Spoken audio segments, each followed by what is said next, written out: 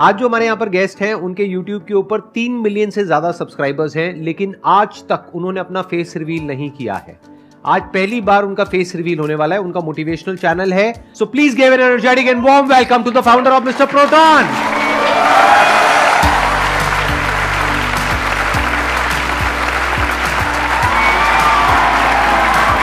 अरे अरे गले पे प्लीज बैठिए। सर मैं 2016 में आपका सेशन हुआ था, फंडू फंडास नाम की आपकी एक सीरीज थी, उसमें मैं एज अ ऑडियंस आया था, बैठा हुआ था 2016 अच्छा। में। हाँ, और मैं पीछे पीछे बैठा हुआ था। मैं सोच रहा था मेरा नंबर आ जाए कैसे भी करके क्वेश्चन पूछने में या आपसे बात करने में, लेकिन अगर मैं वहाँ से निकल करके यहाँ पर आ सकता हूँ तो इस दुनिया में कोई भी कुछ भी कर सकता है। बहुत बढ़िया। आपने अपना ये चैनल कब शुरू किया था? कौन से साल में शुरू किया था? 2016 में ही किया था। आपका सेशन देखा। कहाँ से आई है मोटिवेशन अपना चैनल शुरू करने की, स्पेशली एक मोटिवेशनल चैनल? आपको 2014 से मैं फॉलो कर रहा हूँ। ठीक है। मैं 10th क्लास में था उस टाइम। सर का लास्ट लाइफ चेंजिंग सेमिनार जो था वो आया था यूट्यूब के ऊपर, तो उसको मैंने देखा था। मैंने कहा यार क्या बंदा है ये, मतलब खतरनाक है, स्टेज पे फायर लगा देता है पूरी तरीके से। मतलब ऐसा बंदा मैंने पहले कभी नहीं देखा था। मैंने कहा मोटिवेट होना है तो इनसे होना है और इनके जैसा बनना है। तो फिर मैंने सर की अडेप्टेशन लेना स्टार्ट कर दिया। सर जैसे बोलते थे वैसे हाथों को हिलाना, ऐसे कॉफ़ी पीते हैं तो भी ऐसे करते हैं सर। तो सर की जितनी भी चीज़ें वो अडेप्ट कर ली और 10th क्लास में सर से मोटिवेट होकर के 90% से ज़्यादा स्कोर किया 10th में। उसके बाद सर मैं 11th में आया। 11th के अंदर हमारी स्कूल में असेंबली होती थी, प्रार्थना सभा। उसके अंदर सबको अलग अलग टास्क दिए जाते थे कि ये कविता बोलेगा, ये मोटिवेशनल स्पीच बोलेगा, ये गीत गाएगा। तो मेरा हमेशा से था कि मैं मोटिवेशनल स्पीच दूंगा। तो मैं आपका सेशन घर से देख करके जाता था, सेम टू सेम डिट्टो जा करके कॉपी। अरे वाह, और कैसा रिस्पॉन्स आता था? रिस्पॉन्स अच्छा, बढ़िया। खतरनाक सर, खतरनाक। एक बार बताता हूँ आपको। हाँ, हमारे प्रिंसिपल थे, उनको तालियों से दिक्कत थी। वो बोलते थे ऐसे तालियां बजाते हो तो मच्छर या जो भी जीव होते हैं मरते हैं, बोलते थे। अहिंसा के मेरे सेशन में तो पता नहीं कितने मर जाते हैं। तो उन्होंने कहा कि तालियां नहीं बजानी है, अगर अप्रिशिएशन करना है तो ऐसे फूल ऐसे बरसा दो हाथों से। अच्छा, मैंने क्या फूल? ऐसे ऐसे फूल बना करके ऐसे बरसा दो। अच्छा, बस ऐसे ऐसे कर दो। ऐसे ऐसे कर दो। ठीक है। तो मुझे ये बात पसंद नहीं आई। मैंने कहा यार इसको चेंज करना पड़ेगा। और प्रिंसिपल सबके सामने बैठे थे और मैं घर से स्पीच आपकी देख करके रेडी करके गया और सबके सामने जाकर मैंने कहा कि आज मैं पत्थरों में जान फूंकने वाला हूँ। जैसे ही सेशन खत्म हुआ, स्पीच खत्म हुई, तालियों से गड़गड़ाहट शुरू और प्रिंसिपल हैरान ऐसे कि ये क्या कर दिया इसने। फिर लास्ट में मुझे वहां पर इतने अवार्ड्स मिले स्पीकिंग के, वो सारे आपकी वजह से। क्या बात है, आई एम सो ग्लैड। आप रहने वाले कहाँ के हो? कहाँ से आपने अपनी पढ़ाई पूरी करी? राजस्थान से हूँ मैं, चूरू से। जब आपने अपना चैनल शुरू किया तब आपकी एज कितनी थी? एज आई थिंक 2016 में किया था। अभी मेरी एज 24 साल है, तो 6 साल माइनस कर 6 साल माइनस कर लो, मतलब 18 साल। 18 साल। उसके बाद मैंने सोचा कि एक मिस्टीरियस चैनल बनाते हैं जिसके अंदर मिस्टीरियस तो चीज़ें होंगी, जैसे जो रहस्यमय चीज़ें होती हैं, लेकिन उनमें भी पॉजिटिविटी ढूंढेंगे। तो मैंने स्टार्टिंग में नाम रखा था मिस्टर, जो मिस्टीरियस का MY होता है, MYSTER, मिस्टर वो रखा था। फिर प्रोटॉन रखा था ताकि ये मिस्ट्री आ जाए और प्रोटॉन आ जाए, यानी मिस्टीरियस चीज़ों में पॉजिटिव चीज़ें, क्योंकि प्रोटॉन पॉजिटिवली चार्ज पार्टिकल होता है। तो इस तरीके से मिस्टर प्रोटॉन रखा। उसके बाद मैंने मिस्टीरियस उस पर डालना स्टार्ट किया, वीडियोस डाली, नहीं चली। उसके बाद मैंने सोचा कि संदीप, आपने एक बात बताई थी कि आप जिस चीज़ में ज़्यादा अच्छे हो, जिस चीज़ में आपसे बेटर कोई नहीं कर सकता, आप अपने फील्ड के पक्के खिलाड़ी हो, उस चीज़ को अगर आप करोगे तो आपको सक्सेस ज़रूर मिलेगी। फिर मैंने सोचा यार मैंने ऐसा क्या किया अपनी लाइफ में जिससे मैं सफल हुआ हूँ या जो भी कुछ हूँ मैं उसकी वजह से। तो मैंने सोचा स्टडीज़। तो मैंने क्या किया, एज इट इज़ जो चीज़ें मैं फॉलो करता था अपनी पढ़ाई में, वो कि वो वीडियो में एज ए वीडियो बना दी और सारी चीज़ें में वो वीडियो डालते ही वीडियो में एक दिन में 1 मिलियन व्यूज़ आ गए उसमें। एक दिन में 1 मिलियन? और क्या नाम था उस वीडियो का? उस video secret study tips to score highest in every exam. वो कौन से ईयर की बात है? वो बात है 2017 की। फिर उसके बाद में आपने और वीडियोस डाली होंगी, तो प्रॉपर इनकम आनी कब शुरू हुई आपको यूट्यूब से? उससे पहले सर एक घटना और हो गई थी। उससे पहले ये हो गया था, वो वीडियो जब चली ना, मेरी वायरल हुई, तो मेरे सब्सक्राइबर्स इतने मतलब रैपिडली बढ़ने लगे। सडनली एक दिन सुबह उठता हूँ, यूट्यूब से मेल आता है कि your channel has been terminated. फिर मैंने यूट्यूब को मेल करना स्टार्ट किया। अब यूट्यूब इतनी बड़ी कंपनी है, सबके मेल्स तो पर्सनली चेक हो नहीं सकते, बोट्स होते हैं। तो वो जैसे ही अपन मेल करते हैं 1 सेकंड में रिप्लाई आ जाता है। मुझे पता था ये बोट रिप्लाई कर रहा है, तो मैंने 3 महीनों तक लगातार यूट्यूब को मेल किए। और फाइनली एक दिन मैं बैठा हुआ था, मेल कर ही रहा था सुबह से, अचानक से उस दिन टाइम लगा थोड़ा मेल का रिप्लाई आने में, लेकिन उस दिन आया कि हमने आपका चैनल चेक किया, कोई प्रॉब्लम नहीं है, हम आपको वापस से इसको रीइनिशिएट करते हैं चैनल को। अच्छा, उसके बाद में क्या आपका जो सक्सेस का ग्राफ है वो ऐसा रहा, या फिर अप फिर डाउन, फिर अप फिर डाउन, कैसे चला आपका यूट्यूब का करियर? स्टार्टिंग में तो एकदम अप जाता है, उसके बाद डाउन भी आते हैं, वापस से अप जाते हैं। ये जिंदगी है, ये कभी ऐसे नहीं चलती, ऐसे चलती है, हमेशा अप डाउन आते रहते हैं। उसके बाद सर 2019 के अंदर मेरे साथ एक ट्रेजेडी हुई। दिवाली का दिन था और मेरे मतलब स्लिप डिस्क हो गई थी, जो बैकबोन में फ्रैक्चर होता है वो हो गया था। तो उसकी वजह से मैं चल नहीं पा रहा था, उठ नहीं पा रहा था, बैठ नहीं पा रहा, सब में दिक्कत होती है उसमें। फिर मैंने उस पर रिसर्च करना स्टार्ट किया प्रॉपर। मैंने कहा ये कैसे होती है, इसको ठीक कैसे किया जाता है। फिर मैं उसके डीप में गया, मैंने कहा स्लिप डिस्क की ये एक्सरसाइज होती है, वो एक्सरसाइजेज मैंने करनी स्टार्ट करी और धीरे धीरे मुझे इंप्रूवमेंट दिखनी स्टार्ट हुई और 1 महीने के अंदर मैं वापस से चलने लगा, वापस से बैक टू नॉर्मल लाइफ। उसके बाद स्लिप डिस्क होने के बाद 2020 में स्लिप डिस्क वापस से आती है पहले से मेजर फॉर्म में। बहुत ज़्यादा पेन होता था, वो पेन होने की वजह से मैं रात को सो नहीं पाता था। फिर मैं रात को लगातार 3-4 दिनों तक मुझे नींद नहीं आई। मैं पूरी रात ऐसे देखता रहता था ऊपर छत की सीलिंग की तरफ कि नींद कब आएगी, और वो पेन होता रहता था। इधर भी नहीं मुड़ सकते, इधर भी नहीं मुड़ सकते, ऐसे करके इतना पेन। वो पेन होने की वजह से स्लीप साइकिल डिस्टर्ब हो गया और स्लीप साइकिल डिस्टर्ब होने के बाद लगातार 1-2 हफ्तों तक मैं बिना नींद के रहा और मुझे इंसोम्निया हो गया था। फिर मुझे थॉट्स आने लगे, सुसाइडल थॉट्स, जो कि मैं मोटिवेट करता था लोगों को और मुझे ही सुसाइडल थॉट्स आने लगे। और मुझे लगा कि यार मतलब ये जो पेन अभी मैं सहन कर रहा हूँ, इससे अच्छा तो वो ख़त्म कर देना है सब कुछ, ऐसा लगने लगा। और फिर अंदर से आता यार नहीं यार, तुझे ऐसा नहीं करना है, तू कुछ करके जाएगा, ऐसे इतनी आसानी से इतनी नहीं जाना तुम्हें।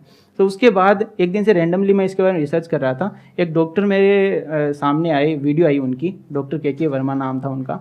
उनकी वीडियो आई, उन्होंने डिप्रेशन के कुछ सिम्टम्स बताए थे। उन्होंने कहा कि डिप्रेशन में नींद नहीं आती है, हर चीज़ में इंटरेस्ट खत्म हो जाता है, सुसाइडल थॉट्स आते हैं, ऐसे ऐसे करके। तो मुझे वो सिम्टम्स मैच करे सारे के सारे। फिर मैंने उन डॉक्टर को कॉल किया। फिर सुबह अगले दिन मैं उन डॉक्टर साहब के पास पहुंच गया। मैंने कहा सर ऐसा ऐसा हो रहा है, मुझे नींद नहीं आ रही है। तो बोला आपको डिप्रेशन है। मैंने कहा सर डिप्रेशन मुझे कोई प्रॉब्लम ही नहीं है, कोई स्ट्रेस ही नहीं लिया मैंने कभी आज तक ज़िंदगी में। मोटिवेटेड इंसान हूँ मैं, लोगों को मोटिवेट करता हूँ। तो बोला आजकल एक इंडिजिनस डिप्रेशन नाम की चीज़ है, जो ऑटोमेटिकली आजकल जो हम फूड हम खाते हैं उसमें सारे पौष्टिक वो तत्व नहीं होते, उसकी वजह से हार्मोनल लेवल इम्बैलेंस हो जाता है। जो सेरोटोनिन होता है उसका लेवल कम हो जाता है, जो फील गुड हार्मोन है वो कम हो जाते हैं और जो फील बैड हार्मोन्स है वो बढ़ जाते हैं, जैसे कोर्टिसोल वगैरह। I am not a health professional but मैं अपना एक्सपीरियंस शेयर कर रहा हूँ आप सबके साथ। तो उसके बाद में मैंने उनका ट्रीटमेंट लेना स्टार्ट किया। अब ट्रीटमेंट लेना स्टार्ट किया तो मुझे नींद आने लगी, सब कुछ ठीक होने लगा, पहले की तरह होने लगा, सब कुछ अच्छा लगने लगा। उस टाइम सर जब मैं डिप्रेशन में था और नींद नहीं आती थी, रात को मैं आपकी वीडियो देखता था, क्योंकि डर लगता था अंदर से कि अब ज़िंदगी कम ही दिन हो गया, लेकिन अपने फेवरेट इंसान की वीडियो देख लेते हैं। तो आप स्पिरिचुअलिटी में बताते थे इंसान कभी मरता नहीं है, सिर्फ शरीर मरता है, हम अमर रहते हैं। तो मैंने कहा चलो मरेंगे तो शरीर मरेगा, अपन तो जिंदा रहेंगे,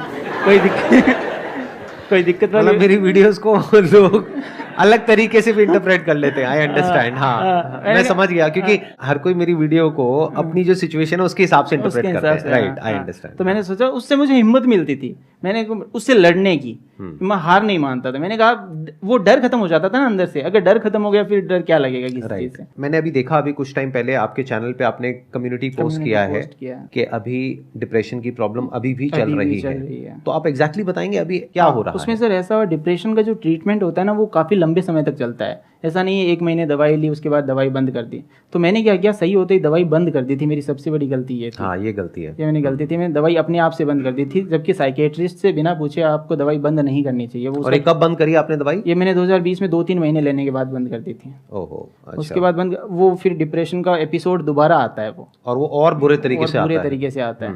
तो अब जब डिप्रेशन का टाइम था और मैं दवाई ले रहा था, तब मुझे पता चला कि यार मैं अकेला सब कुछ नहीं कर सकता, टीम बनानी पड़ेगी।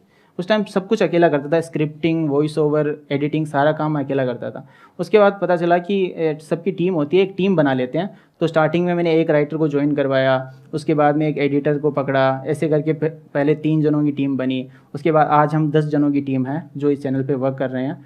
स्टार्टिंग में सर मैं बताऊं, हमारे एरिया में 10,000 रुपये महीना भी बहुत ज़्यादा मानते थे कि 10,000 रुपये महीना भी बहुत ज़्यादा होता है। आज मैंने 10 लाख टच कर दिया है महीने का।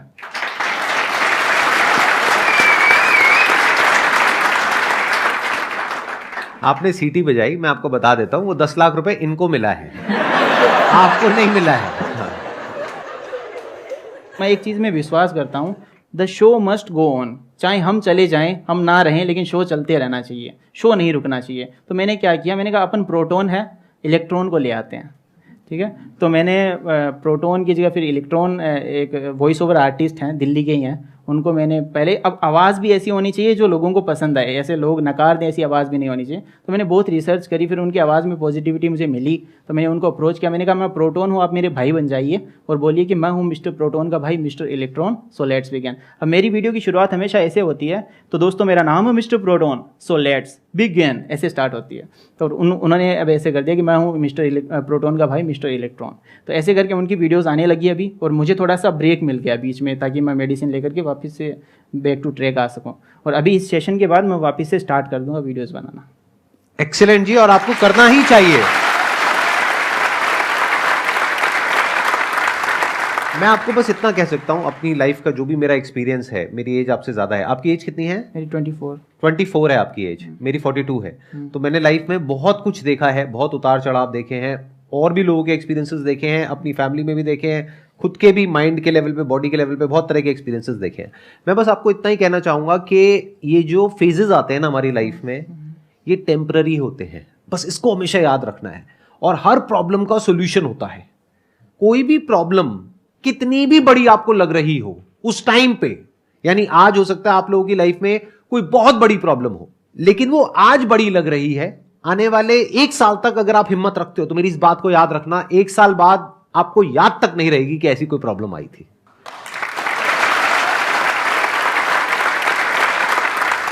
होता क्या है कि जब हम एक प्रॉब्लम में होते हैं, क्योंकि आपका फेस देख करके, आपकी आंखें देख करके मैं आइडिया लगा सकता हूं कि इस वक्त आप कितने पेन में हैं, और उसके बाद भी आप लड़ रहे हैं। तो मैं आपको बस ये कह सकता हूं, क्योंकि अब हम फेस टू फेस बैठे हैं, आप मेरी वीडियो नहीं देख रहे हो, तो मैं आपकी आंखों में आंखें डाल करके ये बोल सकता हूं, मैं झूठ नहीं बोल रहा, सच बोल रहा हूं, कि ये जो फेज है ये टेम्पररी है, निकल जाएगा।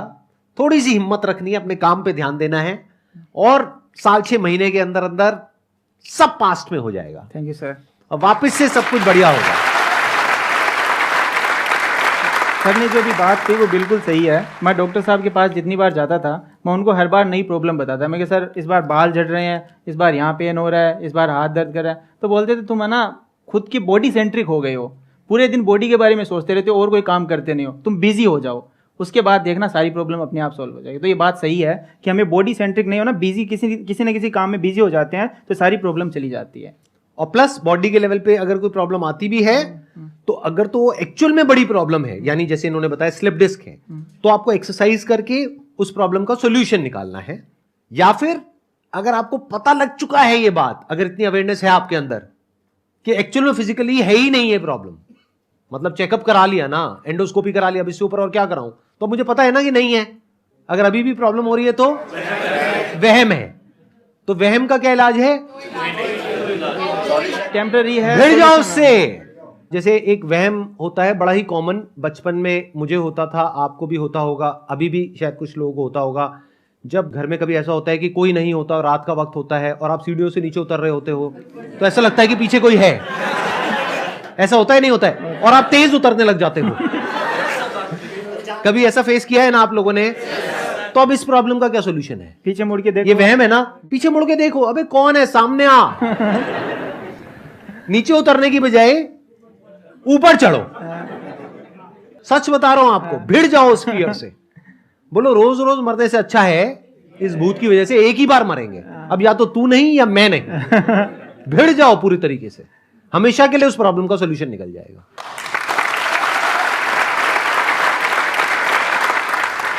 थैंक यू सो मच अपनी ये स्टोरी आप यहाँ पर शेयर करने के लिए और इतना खुल करके दिल से सबके साथ में बात करने के लिए। और थैंक यू सर मेरा सपना पूरा करने के लिए आपसे मिलने का। अरे मोस्ट वेलकम जी, मोस्ट वेलकम।